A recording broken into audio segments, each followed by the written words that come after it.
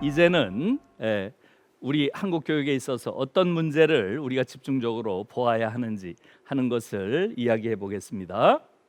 그 전에 우선 이 그림을 한번 여러분들에게 꼭 보여주고 싶습니다. 이 그림은 2020년 9월 20일 날 베를린에서 시위를 하는 장면입니다. 뭐에 대한 시위일까요? 지난 2020년에 그 그리스에 있는 시리아 난민촌에서 화재가 있었습니다. 거기에 거주하고 있던 약 15,000명의 시리아 난민들이 갈 곳이 없어졌어요. 이들이 너무나 비참한 생활을 할 수밖에 없었습니다. 독일 정부에서 그 일이 있고 나서 한 달 후에 처음으로 이 난민들을 수용하겠다고 하는 정책을 발표했어요. 그래서 9월 18일 날 그런 정책을 발표를 했습니다. 우리가 그 난민들 15,000명 중에서 2,700명을 우선적으로 수용을 하겠다, 이런 정책을 발표했어요. 그리고 나서 바로 다음 날 이틀 후에 독일의 40개 도시 베를린, 뮌헨, 쾰른, 라입지히 해서 중요 도시 40군데에서 수만 명의 시민들이 거리로 나왔습니다. 왜 나왔겠어요? 난민 수용에 반대해서 나온 것이 아니라요. 왜 난민을 2,700명만 수용하느냐? 15,000명 전원을 수용해라, 이렇게 주장하는 그러한 시위를 독일의 40개 도시에서 수만 명의 시위대가 했다는 거예요. 제가 이것을 신문에서 읽고서 순간적으로 어땠을까요? 소름이 돋았어요. 소름이. 아직도 지구상에서 이런 인간들이 살아있구나, 이런 인간이 멸종당하지 않았구나, 이런 생각이 들었어요. 요즘 날처럼 윤리와 도덕이라고 하는 것이 정치 세계에서 완전히 소멸한 이러한 시대에도 이러한 시민들이 있구나 하는 그런 느낌을 받은 거예요. 그러면서 실제로 제가 독일에서 살던 무렵, 제가 한 7년 정도 독일에서 유학을 했는데요, 그 무렵에 있었던 일들이 많이 떠올랐어요. 과거에도 이런 소름 돋는 경험들을 한 적이 있습니다. 여러분, 저는 독일에서 무언가 한 가지를 수입해 오라고 한다면 바로 이 사람들을 수입해 오고 싶어요. 저는 BMW나 벤츠나 포르쉐나 폭스바겐 이런 좋은 독일 차들 하나도 안 부럽습니다. 저는 한반도에서 바로 이 시위에 나온 이런 사람들이 한반도에서 사는 그런 우리 시민들이, 이런 시민들이 됐으면 좋겠어요. 조금 좋은 차를 사는 게 아니라 가장 번듯한 성숙한 민주시민들, 이런 사람들이 한반도에서 많이 사는 그러한 미래가 제가 꿈꾸는 한반도의 미래입니다. 여러분, 지금 독일에서 지난 9월 20일 날 이런 시위가 있고 나서 10월 3일 날이 여러분 독일에서는 독일 통일의 날이었습니다. 작년에 10월 3일이 독일에선 독일 통일 30주년 기념하는 날이었어요. 벌써 독일이 통일된 지 30년이 됐습니다. 한 세대가 지났어요. 정말 세월이 빠르죠? 이 지난번에 있었던 독일 통일 30주년 기념하는 기념식에서 독일의 대통령 슈타인마이어라는 대통령이 기념사를 했습니다. 여기서 이런 말을 했어요. 저는 이 말이 너무 인상적이에요. 역사상 존재했던 수많은 독일 국가 중에서 오늘날 최고의 독일에 살고 있다. Das beste Deutschland, 이런 표현을 쓰더라고요. Das beste Deutschland, 최고의 독일. 이 말이 뜻하는 건 뭐예요? 독일이 경제적으로 부유해졌다? 아니면 군사력이 세졌다? 이런 거예요? 아니죠. 독일이 지금 전 세계에서 가장 존경받는 나라가 된 거예요. 존경받는 나라. 지금 최근에 나온 거의 모든 설문조사를 보면 전 세계에서 가장 존경하는 나라가 어디인가, 전 세계에서 가장 지도력을 인정해 줄 만한 나라가 어디인가, 이런 모든 설문에 거의 독일이 1등입니다. 전 세계에서 가장 존경할 만한 정치 지도자가 누구인가, 독일의 수상인 앙겔라 메르켈 계속 1등이에요. 독일 역사에서 이런 적이 없었습니다. 이건 정말 놀라운 일이에요. 여러분들 대부분이 지난 100년 동안의 독일 역사를 다 아시잖아요. 독일이란 나라가 어떤 나라예요? 끔찍한 나라죠. 1차 세계대전 누가 일으켰어요? 2차 세계대전 누가 일으켰어요? 유태인 학살 누가 일으켰어요? 전부 독일이죠. 전부 독일이죠. 다시 말하면 독일의 지난 역사라고 하는 것은 끔찍한 역사였던 거예요. 그래서 유럽에서는 이런 말까지 있습니다. European problem is always German problem. 이런 말이 있어요. 유럽 문제는 항상 독일 문제다. 이런 말이 있을 정도로 독일이란 나라는 유럽 안에서 공포의 대상이고 상당 정도 많은 나라가 독일에 대해서 좋지 않은 감정을 다 가지고 있었죠. 그런 나라가 어떻게 전 세계에서 가장 존경받는 나라가 됐느냐는 거예요. 그래요, 안 그래요? 정말 놀라운 일이에요. 어떻게 이런 일이 가능했겠어요?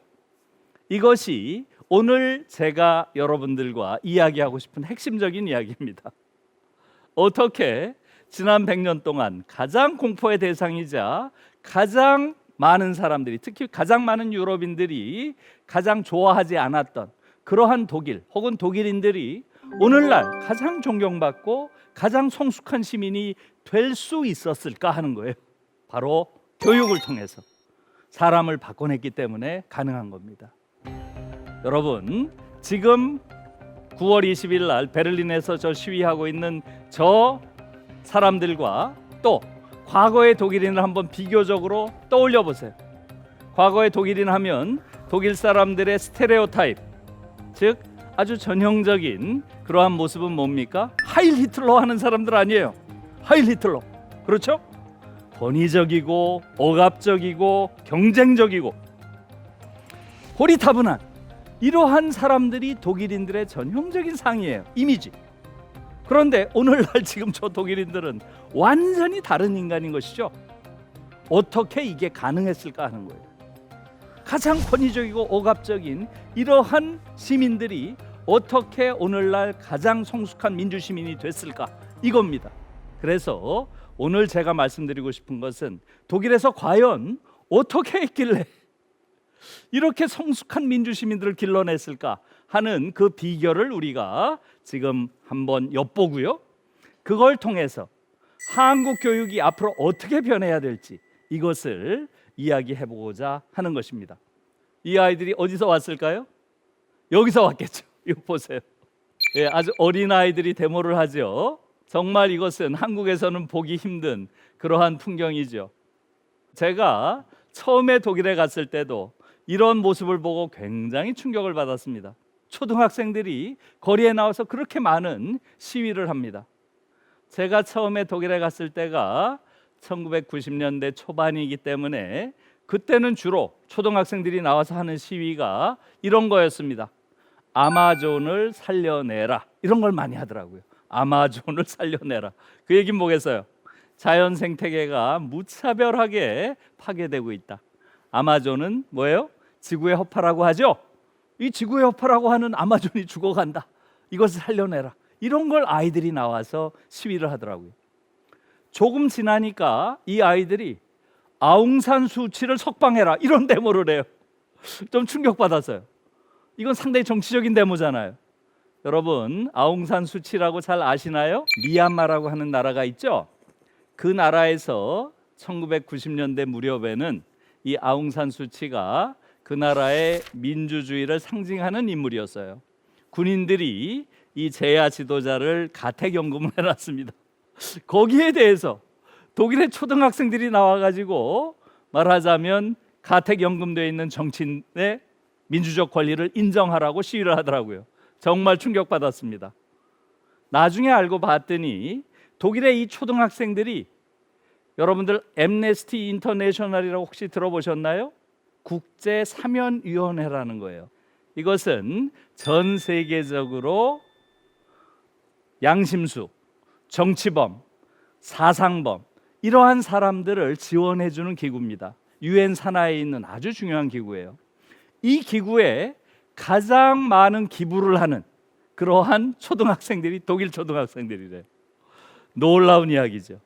그래서 벌써 어린 시절부터 이 아이들이 세계의 고통, 세계의 억압을 자기의 문제로 삼고 있는 거예요. 지구의 고통, 또 전 세계에서 억압받는 사람들, 그 사람들의 문제가 나의 문제다. 벌써 이렇게 느끼고 있는 거죠. 정말 놀라운 일이었습니다. 제가 최근에 얼마 전에 베를린에 가서 이 아이들을 우연히 만났어요. 이번엔 가서 보니까 이 아이들이 내세운 게 이겁니다. Kein Mensch ist illegal, 이렇게 써놨어요. Kein Mensch ist illegal. 이거 독일 말이니까 많은 사람들이 모르죠. No human being is illegal. 어떠한 인간도 불법적인 인간은 없다, 이런 뜻이죠. 이런 구호를 들고 쫙 행진을 하더라고요. 그래서 무엇인가 하고 봤더니 이 아이들이 당시에 베를린에서 많은 북아프리카 난민들이 베를린에 온 거예요. 근데 베를린 정부에서 그 중에 일부는 받아들이고 일부는 조건이 맞지 않는다 해서 본국으로 돌아가라고 한 거예요. 그런데 이들이 돌아가지 않으니까 남아 있었던 거예요, 많은 사람들이. 그러니까 불법 체류자가 된 거죠. 그래서 그들을 잡아다가 강제 송환을 한다, 이러한 정책을 발표를 한 거예요. 그러니 초등학생들이 그것을 보고서 불법적인 인간? 그런 게 어디 있어? 이것은 베를린 시정부의 이러한 조치가 부당하다, 인권에 반한다, 이렇게 생각을 한 거죠. 그래서 그 아이들이 생각에 그치는 것이 아니라 행동을 하는 것이죠. 그 아이들 수백 명이 모여가지고 Kein Mensch ist illegal, 어떠한 인간도 불법적인 인간은 없다 하고 거리로 나선 겁니다. 여러분, 사실은 저는 그 이후의 일들에 더 놀랐어요.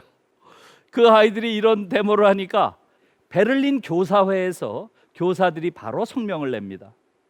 어제 있었던 아이들의 데모, 그들의 주장은 전적으로 타당하다. 우리 교사들은 이 아이들의 주장을 받아들이기를 권고한다, 이렇게 이야기를 했습니다. 그리고 나서 곧 이어서 베를린 교육부, 베를린 시에 있는 시 교육부에서 한 2, 3일 지나니까 또 성명을 내요. 아이들이 데모가 있었고 교사들의 지지 성명이 있었다.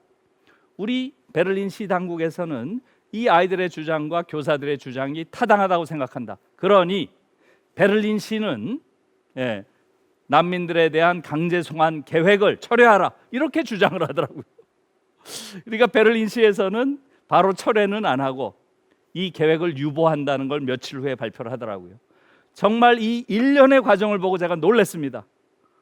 아, 이런 일에 아이들이 나와서 데모를 하고 아이들의 데모에 대해서 어른들이, 교사들이, 시 당국에서 이것을 진지하게 받아들이고 그럼으로써 실제로 아이들의 목소리가 사회적인 영향력을 갖는 이런 일련의 과정, 이게 바로 성숙한 민주주의자를 기르는 과정이구나 하는 것을 제가 느꼈어요.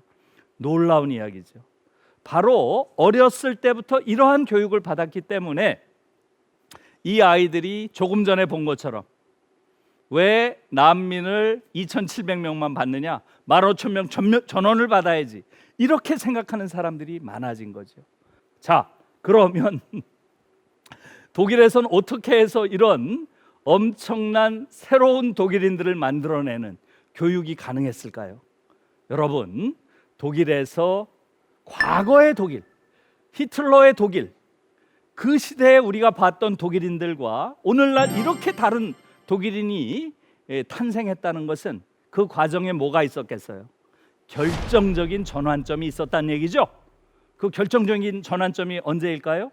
유럽 현대사에서 결정적인 전환점의 역할을 한 것은 대체로 어느 나라에서나 바로 1968년에 있었던 68 혁명입니다.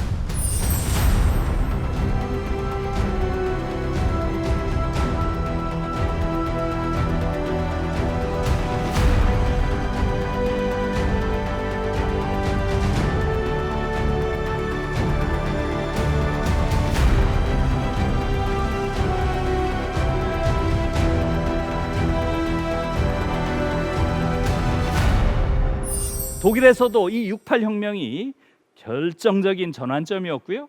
이 68 혁명 이후에 완전히 새로운 독일이 된 것입니다. 68 혁명이 있고 나서 독일에선 정권 교체가 있었고요.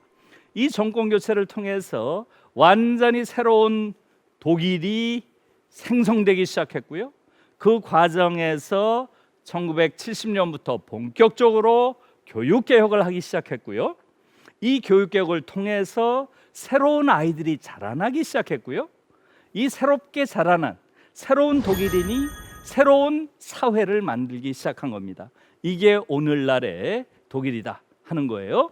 자, 그래서 지금 여러분들 보시다시피 이때 가장 중요한 독일의 교육개혁의 핵심적인 이념이 됐던 것이 바로 이것입니다. 경쟁교육은 야만이다. 이것이 당시의 70년대 교육개혁의 근본적인 철학이었습니다. 경쟁을 시켜서는 안 된다. 이제는 경쟁을 시키지 않는 그러한 과정을 통해서만 성숙한 민주시민을 길러낼 수 있다라고 본 것이에요.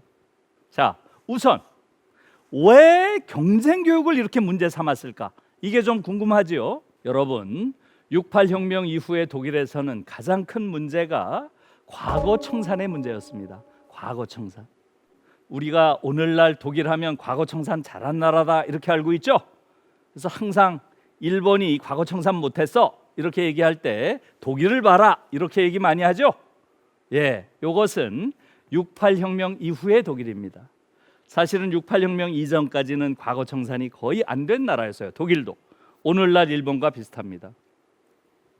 68혁명 이후의 독일에서 본격적으로 과거 청산이 되는데요. 여기서 왜 경쟁의 문제가 중요한 것이 되겠어요? 여러분, 이 경쟁의 이데올로기라고 하는 것을 잘 생각해 보세요. 나치즘의 과거를 청산한다 했을 때 나치즘의 가장 근본적인 철학이 뭐예요? 다시 말하면 당시 파시즘의 이데올로기의 핵을 이루는 게 바로 경쟁 이데올로기입니다. 다시 말하면 그들은 어떻게 봤어요?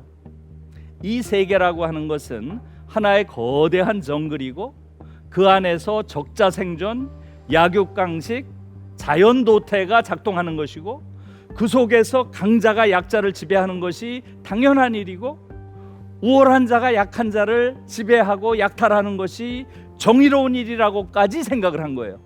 그게 바로 파시즘 이데올로기입니다. 학문적으로 이야기를 하자면 이것을 대체로 소셜 다윈이즘이라는 개념으로 설명을 하죠.